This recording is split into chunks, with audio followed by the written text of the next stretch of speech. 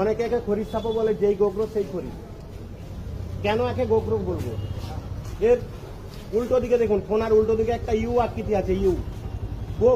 গোখুরের নাম থেকে এসেছে গোখরো। সাপে কাটলে কি করবেন?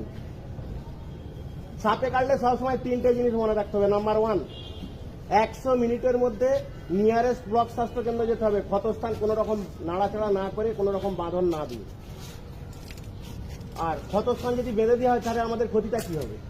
যদি সেটি র্যাসেল ভাইপার অর্থাৎ চন্দ্রবড়া সাপ কেটে থাকে তাহলে অঙ্গহানি হবে। র্যাসেল ভাইপারের হিমোটক্সিস বিষ চামড়া গলিয়ে দেবে, মাংস পচিয়ে দেবে।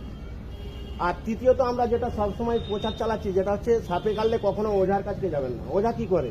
পিঠে থালা ফালা চিটিয়ে বিভিন্ন রকম বুজরুকি দেখায়, দেখে আমাদের ওই গোল্ডেন সময় 100 মিনিট সময়টা যেটা আমরা বলি, ওই গোল্ডেন সময়টা নষ্ট করে দেয়। তার ফলে কি হয়, আমরা যখন হসপিটালে যাই ডাক্তার কি বলে, টাইম ইজ ওভার। আর একটা ডাক্তারি ভাষা মনে রাখুন, রাইট, আর রাইট